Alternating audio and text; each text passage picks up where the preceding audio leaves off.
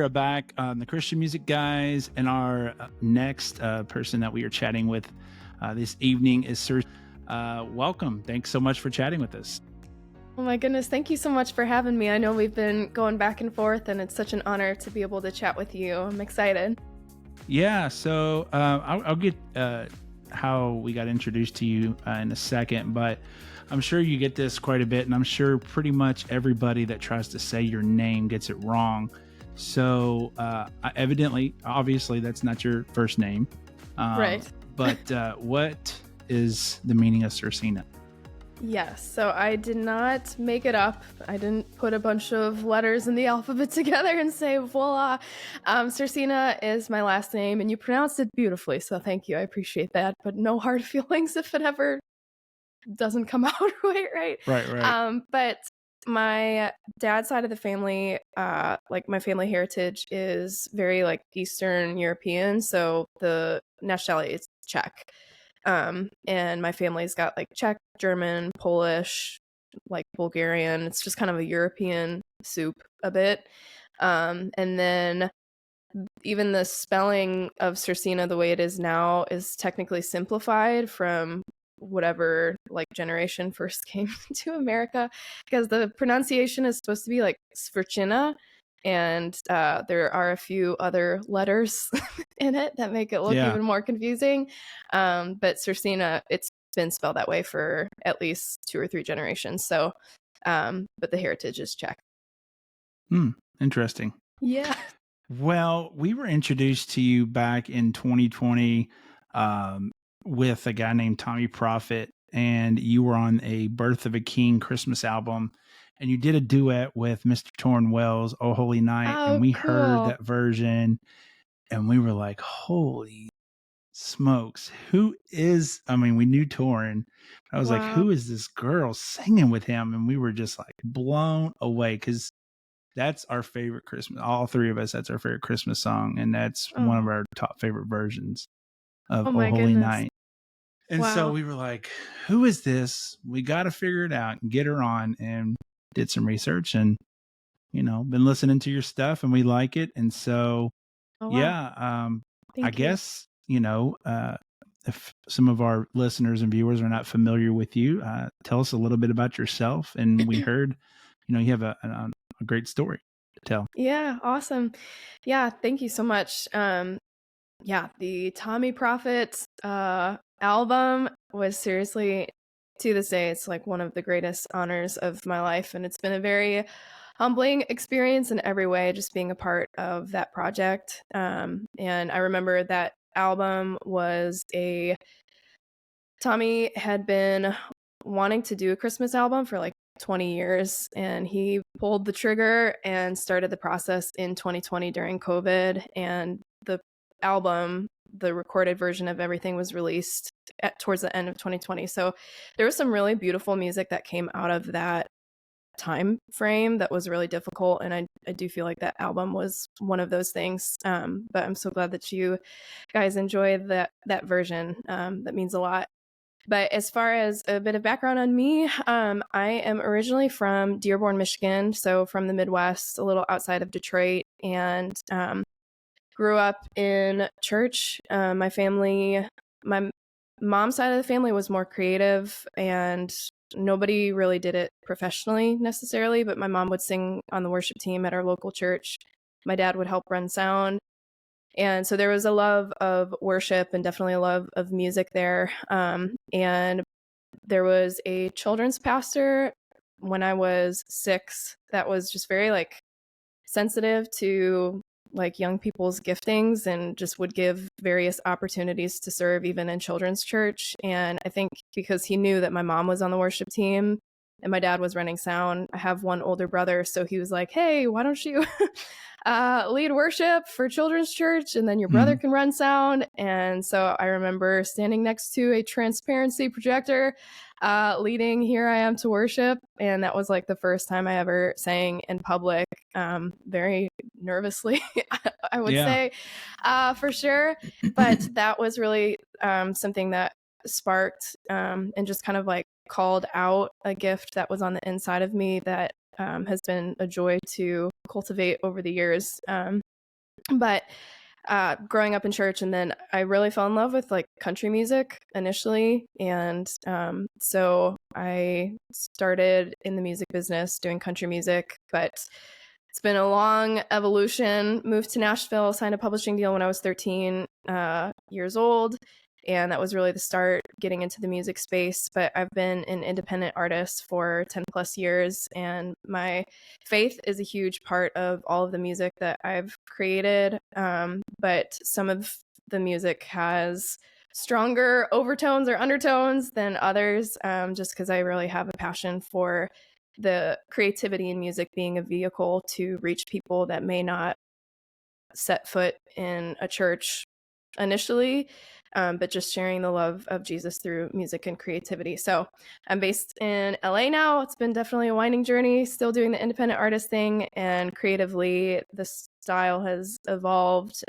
over the years, but it's been such a joy. And I also write music for sync licensing for film and TV. So some of it has a little bit of a cinematic flavor, which is kind of how the collaboration with Tommee Profit kind of got started as well. So yeah, did a little bit of bouncing, but that's the over vibe. So you said country music. Who were some of the people that you listened to? Country. I loved like early 2000s 90s country. I was a big Rascal Flatts fan initially, and then that kind of spawned into like Trisha Yearwood, Reba, Faith Hill, and then got deep in the weeds, classics. And then one of my all-time favorite singers is Patsy Cline. And so I like did a deep dive on her, Loretta Lynn, Dolly Parton. So that was more the ladies, but I love the fellas too, like George Strait, Alan Jackson, like definitely traditional, like 90s, early 2000s country. I loved a lot of it, and still a fan.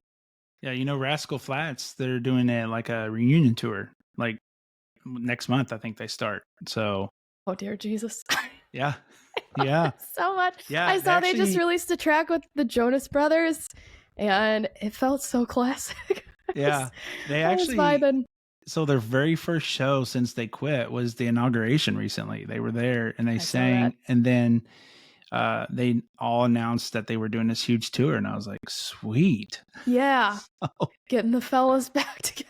Yeah. It'd be cool to hear some new music, not just with the Jonas Brothers, but definitely. Some new stuff. Yes. So you said you live in LA now. How was you impacted by the fires? I was not directly impacted. I mean, the community as a whole has been, whether you were directly affected or it's almost impossible to not know somebody that was directly.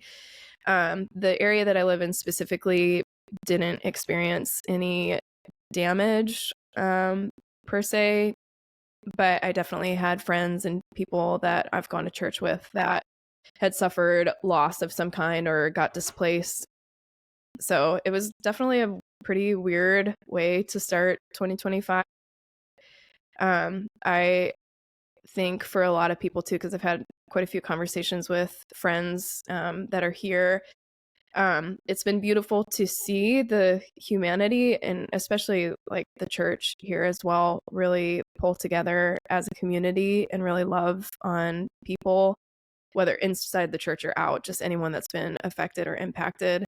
And there's been such a huge expression of support to help families with supplies and just kind of help navigate through the long haul, because it's going to be a while to rebuild, but that's been really cool to see. And just being here, and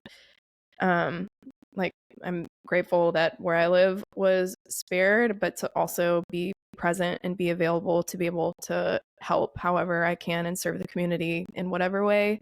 So I do feel very grateful to be here in this particular season in this city, and whatever that looks like to serve. I'm excited to be able to do that. But definitely a weird kickoff of 2025. Yeah, it was crazy for sure. Well, let's switch gears a little bit. you have you just released a new album back in September, correct? Yes, that's right. Yeah, 1,200 beats per minute. Per minute. All right, that's interesting. What is that about? Yeah, so there are a lot of love songs on that particular project, and overall the mood and feeling of it is very like light and up tempo, and it's kind of pulling from the character of a hummingbird, and one of the tracks on the album is called Hummingbird. 1,200 beats per minute comes from the fun fact that hummingbirds' heart rate can rise to about 1,200 beats per minute. So it's just kind of like this characterization of like the feeling of your heart racing, and that can be whether falling in love or taking a risk in life, or things that make your heart race, and kind of touching on those different topics. And apparently a lot of the songs fell in the falling in love category. So that is a little bit of the vibe, which on the personal front is a bit mysterious, if I will say, but it was a very fun project to work on and to write, and visually just like very beautiful. So sure. Yeah. Nice. That's what it's about. Well, this is a fan-based podcast, and so we will let our viewers and listeners know who we are interviewing. And we had a fan of yours write in, and her name's Lacey from Seattle, and she wants to know the story behind your song Battlefield. Oh, that's amazing. Bless her. Yes. So I actually wrote Battlefield with two other ladies when I was 17 in Nashville. And I was kind of in that transition point of like coming out of country music and exploring other just creativity. And there were the two women I wrote the song with, Angie Broberg and Jessica Roadcap Dorn. I met them both while I was doing country music, and especially Angie was kind of like a big sister to me. She would help give me advice and counsel me when I was a teenager, and just like amazing women. And we had reconnected and decided to write a song together with the three of us. And we got together at Sony ATV. And at the time, I had recently watched the Hunger Games, and I was really inspired by that like movie, inspired by the like topic and the concept. And I was also in that time frame also kind of like reading biblical prophecy, and I was in the book of Daniel a lot and Revelation, and so it was like kind of intense. Apparently it was like angsty, exploring some intense topics. And so I was sharing that with with Angie and Jessica, and they both, like, of course they were familiar with the Hunger Games, and then they're both believers, and so we were just kind of tapping into both aspects in a sense, kind of what the topic of the movie was talking about, and then even it touches on it in Ephesians 6, how we're not wrestling with flesh and blood, but there's a whole other spiritual reality that we are facing on a day-to-day. And so Meet Me on the Battlefield is kind of in the big picture is really touching on the fact that we are in a spiritual war, that Jesus has already won the war, but there are battles that we face on a day-to-day, and there's a greater spiritual reality that's happening that our eyes can't see. So that was the kind of inspiration behind the songwriting aspect. And then a couple years later, I was exploring some cinematic production. And so we did a Battlefield version that has strings, and there's a woman that played the cello. Her name is Tina Guo, and she works a lot with Hans Zimmer, who does all of the big soundtracks and stuff. So it was an honor to have her play on that version. And then release that. But then we also ended up releasing the original demo, which is same song, but it's called Meet Me on the Battlefield. And that was the original demo that I sang when I was 17. And that track has been such a blessing. It was a huge like learning learning experience for me too, but such an honor to be able to work with Angie and Jessica and everyone that worked on the production and be able to share that message that seems to, like, as time goes on, it takes on new meaning, which is really cool. Yeah. Did you do a music video for that song? We didn't, which is really interesting. I could see a Hunger Games style music video there. Yes. Actually, that would be amazing. Yeah. There may be some It's things called Jennifer cooking. Lawrence Up. Hey. Yeah, seriously, that would be crazy. But yeah, doing a video for it would be amazing. There's so much to grab a hold of visually, and it's such an epic dramatic song. So Yeah. there, which as a sidebar, there may be something cooking special with that track this year, because I think this year actually marks the 10-year anniversary, which is bizarre, of releasing that song. So that one has not left the radar for sure. Sure.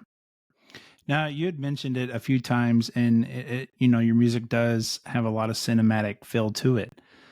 And you briefly talked about working with Tommee earlier. So, how did all that start? Because you worked with him not just on the Birth of a King, but on other projects as well. So, yeah, I first started working with him actually with his cinematic volumes, and I connected with my manager over 10 years ago now. We just celebrated 10 years of working together, and her name is Wendy Duffy, and she has a company called Resonate Music, and they do music placement for film and TV. And so she knew Tommee and was working with him for his cinematic stuff with music placement for film and TV. And then she started managing me when I was 18. So she started working with Tommee kind of closely around the same time that she started working with me.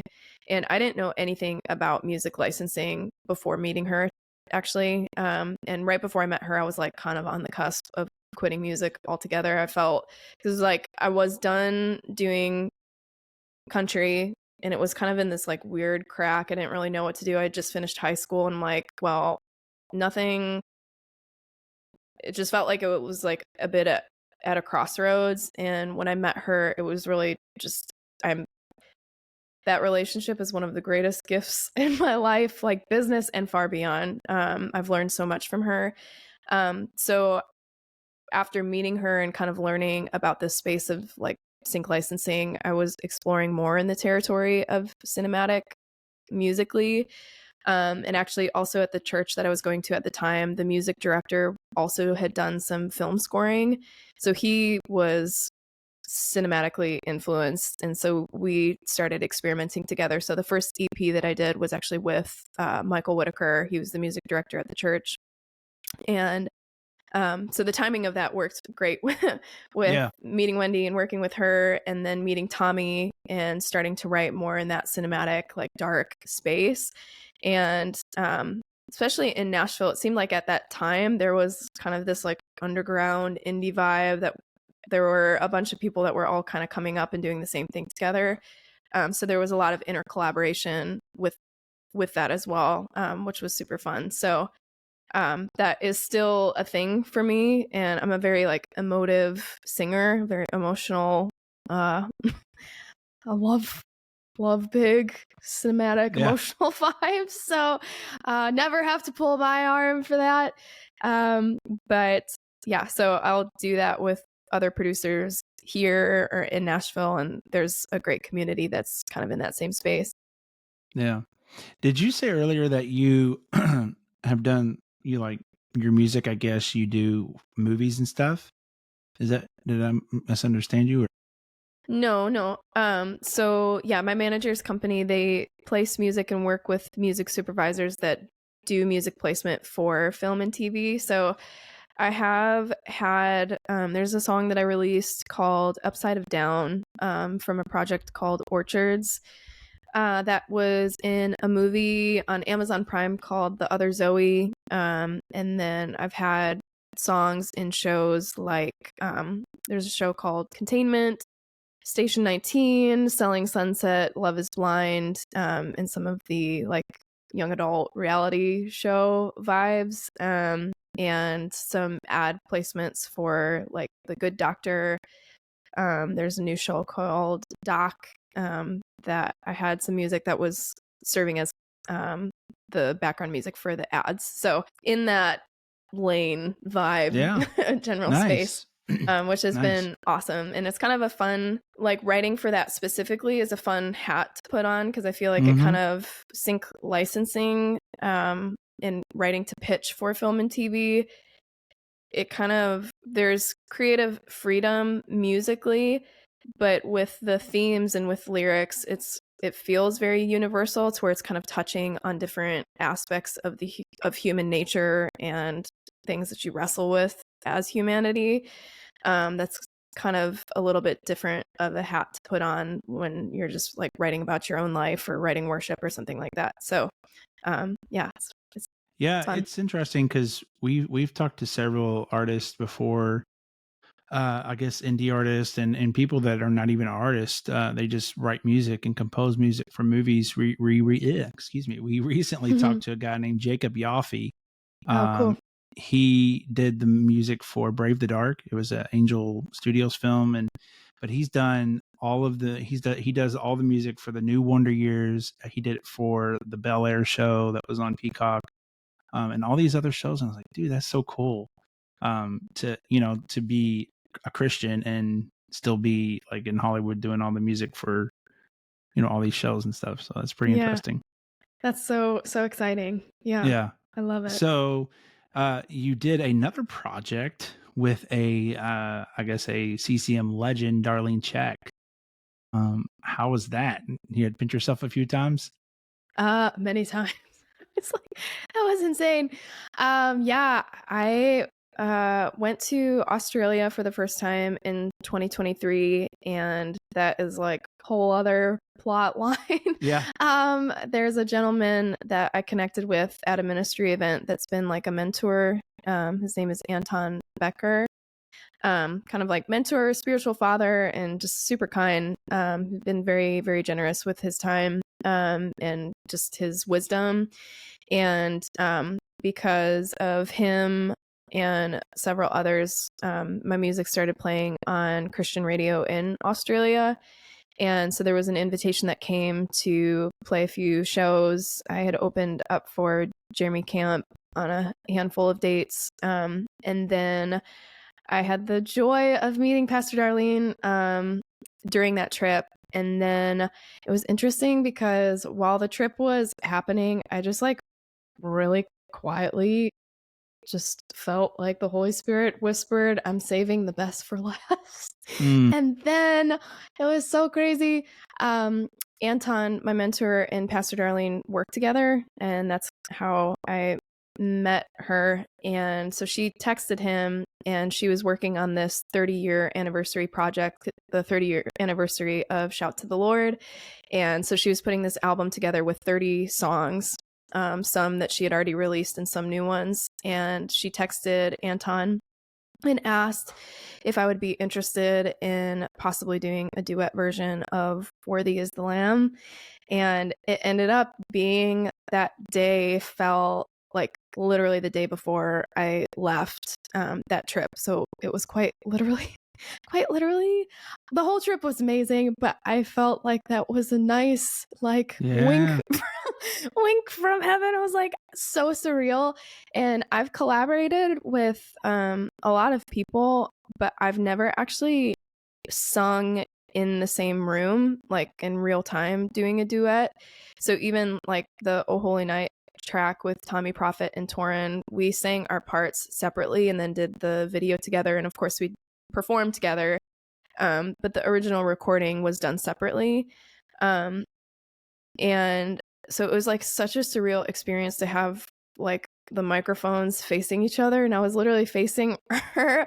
She's like such a like incredible mother of worship, and even my own family, like my mom and my family has been impacted by her ministry in a huge way. So to be like standing in front of her and then having the honor of being able to worship with her and re-deliver that song is like still kind of like I don't know if I have fully processed that still. And she's been so kind and so generous, and I know she's that way to everybody, but I feel so honored for sure. Yeah, and it's an amazing version, a great collab for sure.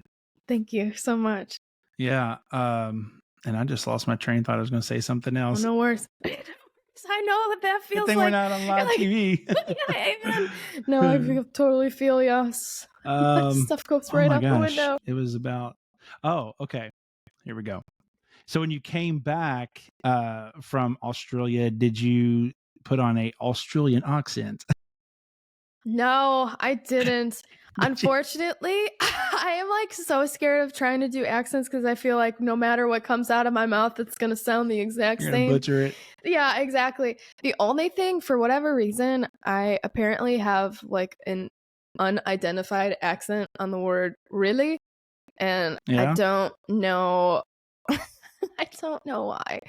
I lived in Germany for 6 months total, like 2 separate occasions, and I don't know if it came from that, but that's like the only accent that seems to have come up. So no Australian accent for me. I don't want to dishonor their beautiful they're beautiful. And no Yankee accent from being from Michigan. So no, I mean, I guess Midwest people do sort of have one. I didn't really realize that they did until I left and then came back, and I was like, oh wow, yeah, there's definitely. Do you like grits? I do. What do you put in your grits? This is off subject, but this will determine if you are a Yankee or a Southerner. Oh Lord, yeah, I do feel like this can be a very polarizing topic. But personally, oh man, it depends. I also like cream of wheat. So I guess I don't eat it very often, but I guess if I were doing cream of wheat, I would put like brown sugar and like maybe walnuts. So what do you put in your grits though? But grits would probably be more, actually my mom and like great grandmother has a recipe for cheesy garlic grits, which are delicious. Yeah. Or shrimp and grits. Probably, probably more of the savory grit vibe. Yeah. Because I know some people that put milk and sugar in their grits. I'm like, oh. Yeah. To be honest, I wouldn't be offended by that route, but that seems to be my treatment for cream of wheat. Like every once in 5 years. Okay, so what do you do actually? For your grits? Sausage. Oh, and butter. Oh, that sounds very nice, actually. Yeah, it is. Or if I go to a restaurant, shrimp and grits is always good. Mm-hmm. I wouldn't make it at home, but yeah, restaurant, go to shrimp and grits if they have it. Okay. So. That's solid. And you cringed at the cream of wheat, so I'm gathering that's not your vibe. It's not my thing. Okay. If you're feeling particularly like a granny or something, maybe it's very comforting. Granny. Yeah. Now, I love oatmeal and I love that too. Like brown sugar and apples and, walnuts or whatever. I like all that stuff in it. Yes. So, anyway. Absolutely. Absolutely. So, Svrcina, with our first time guests, we like to do a thing called favorite things. Okay. And so I'm going to give you a word and you just give me your favorite thing in that category. Sound good? Oh, Lord. Okay. Let's see if I can think fast. What is your favorite food? Oh, geez. Oh, yeah. Grits. No.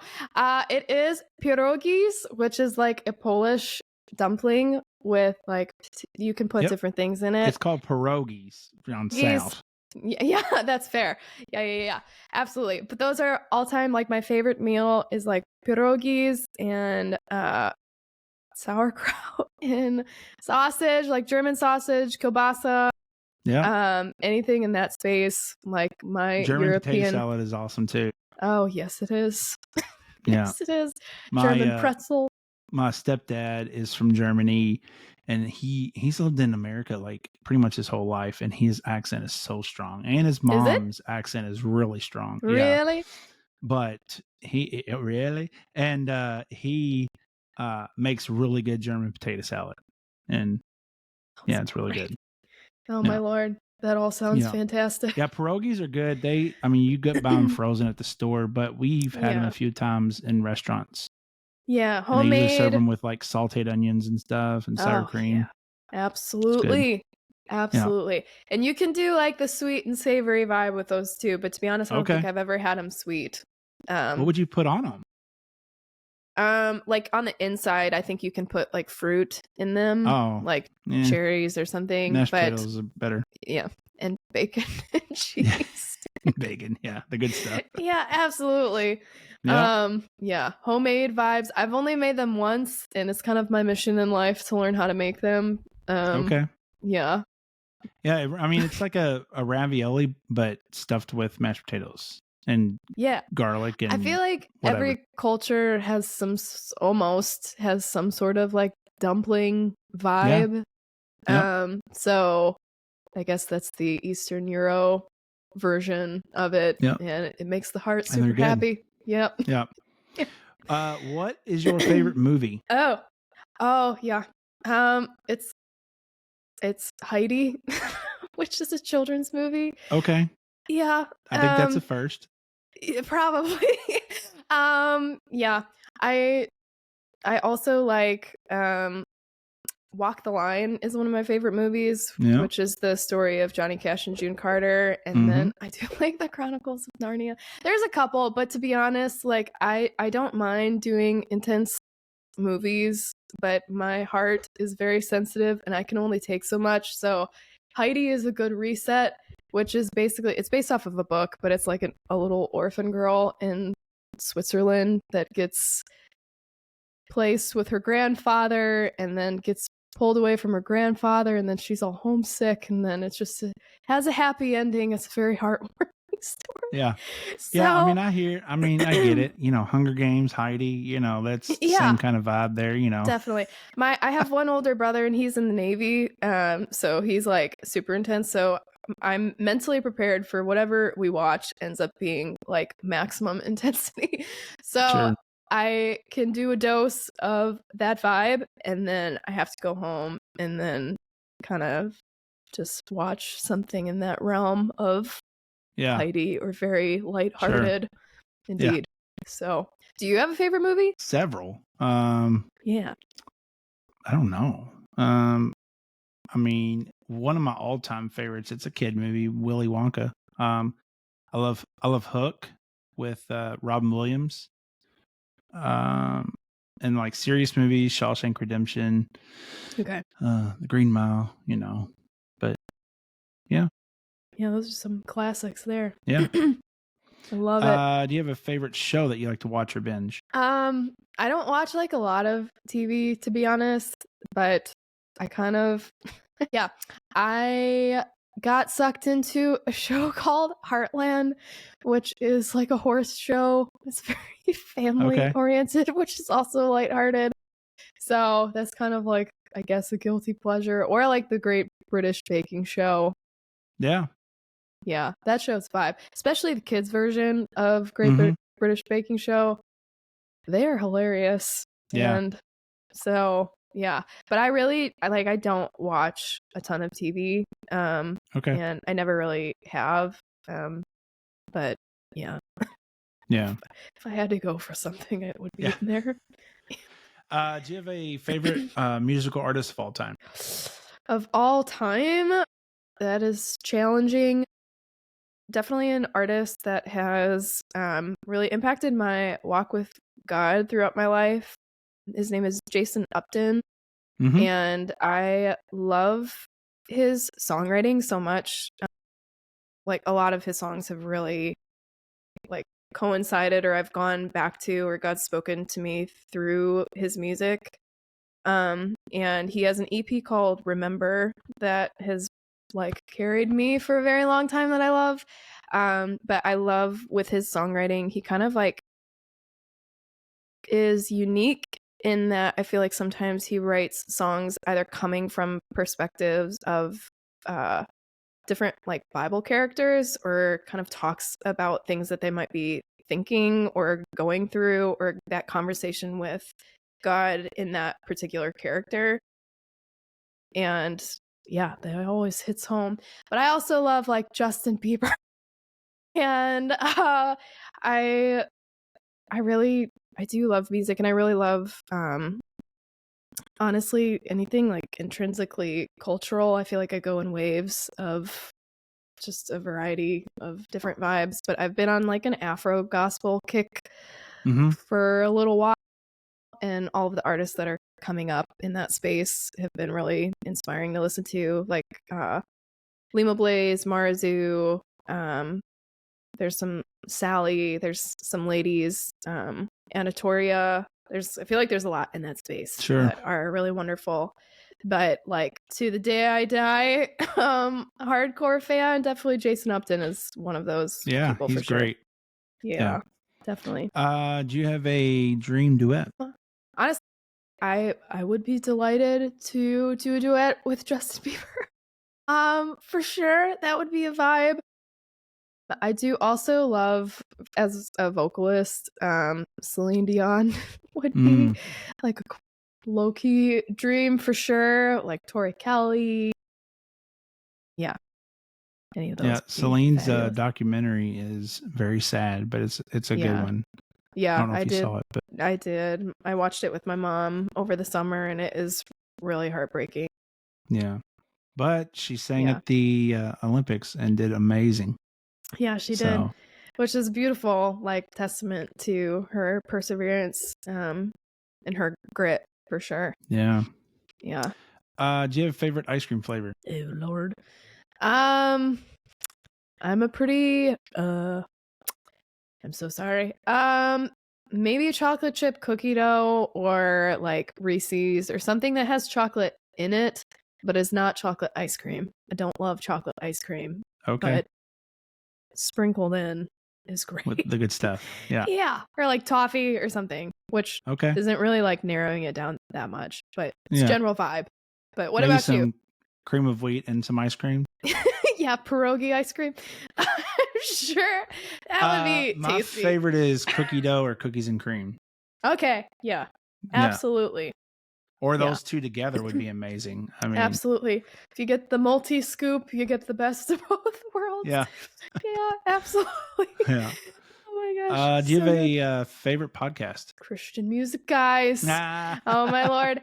I will say a friend of mine recently told me about a podcast called Bema. It's Bema, and it's like a discipleship podcast that I am going through right now. There's like a ton of information, but they go through the entire Bible, and it's a deeper dive on all of those stories, and something within the last like year and a half, especially, I've been feeling like I could, like, it's time to go deeper in my own study of God's word.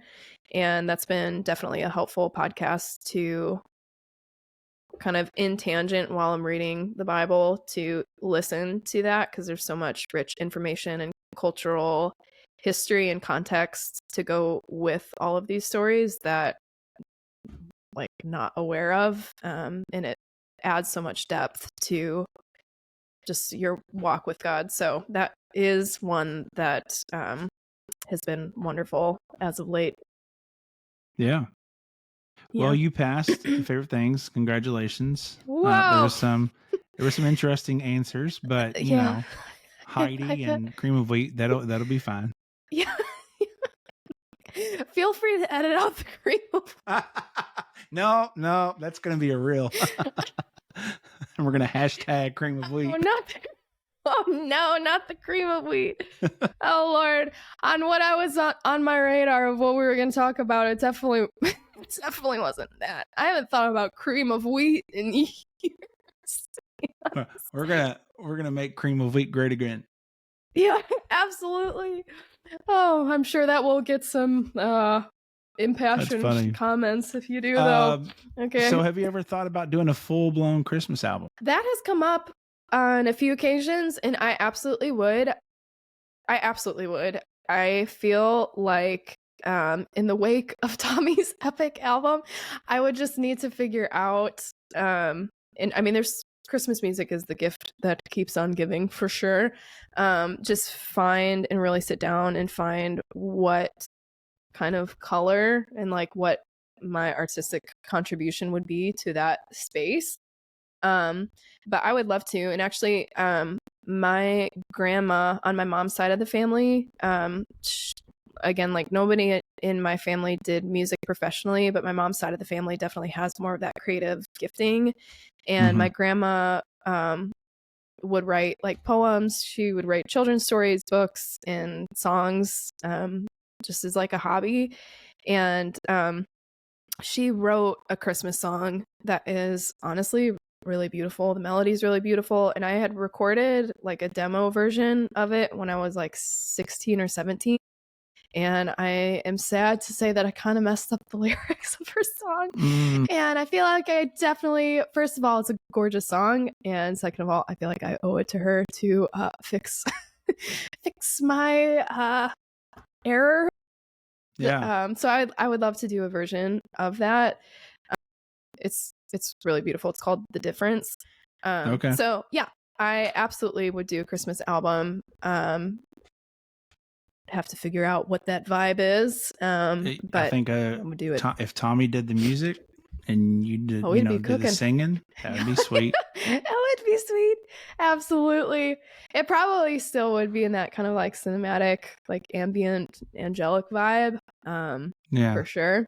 But yeah, with songs and all of that would be a fun thing to kind of dial in. Get Dolly on there and yes.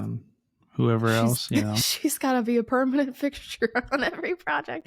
Do you have a favorite Christmas? Oh, you said "Oh Holy Night" is you and your brother's favorite Christmas song. Yeah, I love that song. Okay. That and "A Hippopotamus for Christmas" is our second. No, I'm just joking. Yeah. I mean, that one is definitely a lighthearted choice. No, our favorite. My favorite Christmas album is the Celine Dion Christmas album. That one is amazing. Yes. And of course, anything by like Frank Sinatra, Bing Crosby, those old Nat King Cole. I have the vinyl of Nat King Cole Christmas, and oh my gosh, so good, so good. There's some that when they come on, there is like okay, it is absolutely Christmas. It has that like timeless feel to it. The Celine Dion project for sure. All of the ones that you mentioned. Also, Josh Groban's Christmas album is really beautiful too. There are some gems for sure. So big shoes to step in for sure in that department. Oh my goodness. Yes. Well, what is next for you, and how can our viewers and listeners keep up with what you got going on? Yeah, so I am actually really excited. This season of life has definitely had a little bit of transition. Of course, I released the album 1200 beats per minute in September, but I have really been feeling like the Lord has been leading me to step into more of the worship space and artistically kind of explore a lot of the different like elements that I've kind of been living in with like the cinematic and pop vibes, but exploring that in more of a worshipful context. And I feel like there's been some really sweet support from Christian radio and from the Christian community with songs that haven't even necessarily been overtly like faith-based. But I do feel like the Lord is leading to step into a realm of being very intentional and kind of shifting the direction of who am I singing to and about, with the sonic influences that are already there. So as far as what's coming up next, I am in a experimentation kind of phase at the moment, but I'm really really excited about it. It feels very full circle to the 6-year-old version that was singing Here I Am to Yeah. Worship. And just really being open about that relationship with Jesus and being able to just freely share and sing to him. So as stuff starts sprinkling its way on online, whether with some different collaborations, and I will be releasing stuff myself, but that is what's coming up from Nice. me. Yeah. Well, Svrcina, to wrap up, I'd like to see if you'd be willing to share something that God has been doing in your life recently that would help build our viewers and our listeners' faith. Yeah, that's wonderful. I definitely have been sensing the Lord. I felt like he highlighted for 2025 for me, and this could be for some people that are listening as well, just exploring the theme of confidence and what that means, to have confidence deeply rooted in the Lord, and kind of embracing who we are as a new creation in Jesus Christ, and embracing all of the unique elements and gifts and personality and traits that he created us with, and being able to walk into our day-to-day lives with a sense of boldness. The word of God says that the righteous are as bold as a lion, and kind of understanding what does it mean to have true humility with the character of Jesus, but also being confident and bold, from a place that's rooted in the character of God.